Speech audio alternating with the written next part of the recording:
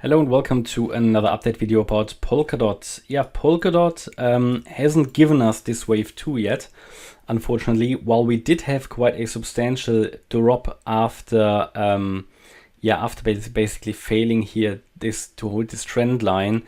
It did not give us a wave 2 yet. It didn't come down far enough.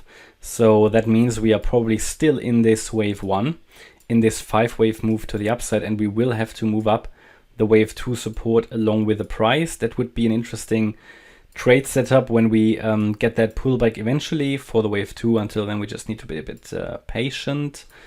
And yeah, I think we have to find a way to extend here this 5th wave, since DOT failed to come back so far quite strongly.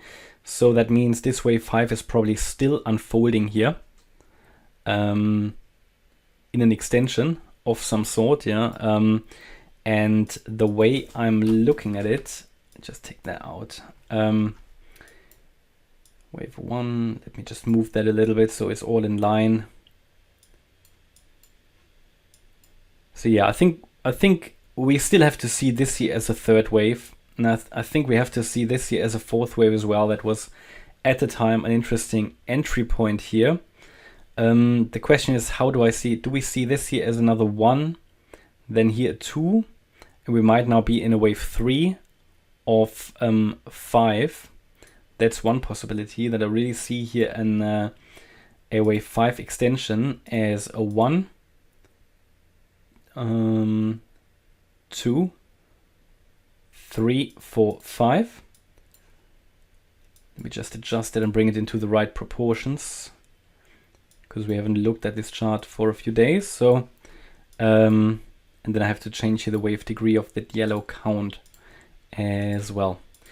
Yeah, I think this is certainly a possibility. We would then have a very, very long wave 5, probably an extended one, because if we talk about this being a wave 1, and this here being a wave 2, then the wave 3 would have to go to at least, unless we form a diagonal here, but normally it would have to go to at least $8.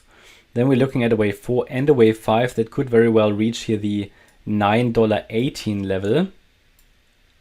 And only that would then complete this higher degree wave 1. And then we have to move up the wave 2 support area eventually, which means based on this, we could get quite a bit. I will not, we won't have a wave 2 support area on the chart any longer until it really finally comes back, right? Because otherwise I will just have to move it. Yeah, this suggests that this could still push up a little bit. This would be a very bullish option though, and it would indicate that Polkadot has quite a way to go. Next resistance would be here at 7.45, and then a very important one around, around $9.60. So 7.44, 7.45, and then $9.60, which is pretty much in line with that wave 5 target that I just highlighted to you. Now there is another way of counting it. It doesn't, to be fair, it wouldn't make a great difference. I could find a way to squeeze in another 1-2 setup here. And then we have a 1-2-1-2. This was then the 3-4-5 of 3. This would then have to be a 4 here.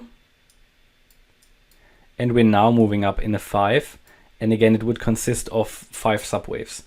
It doesn't really make a great difference. I want to get a little bit more clarity by looking at how the price develops over the next few days or so. Maybe I will have to change the count. I'll tell you in advance here.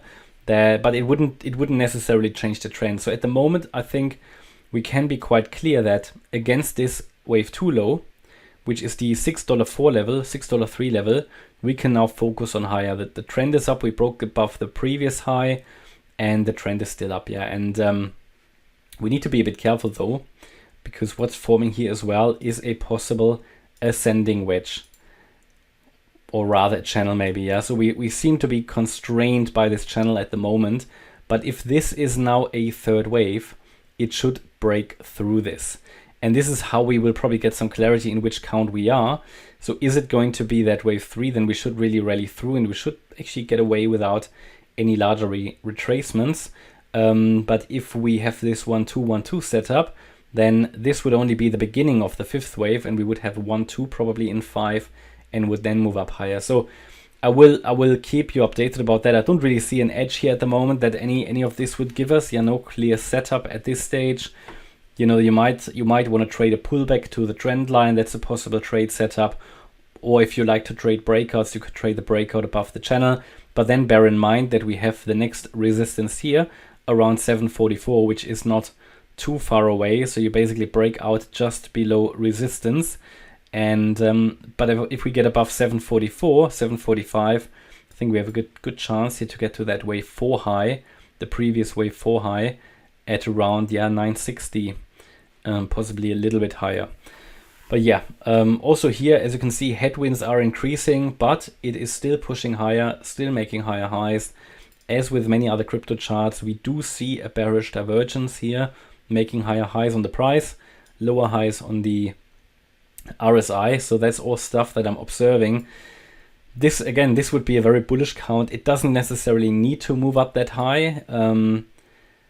What of course would be possible, that's a more bearish alternative as well, that if we cannot go higher and if we break out of the channel to the downside, well, then you might say, okay, we had 5 waves complete here. So 1, 2, 3, 4, 5. This was an A wave. This is a B wave, and we come down in C. But that's what I'm going to look at, and then we have a trade setup here. So that's going to be interesting in the next few days. I'll focus on that for you.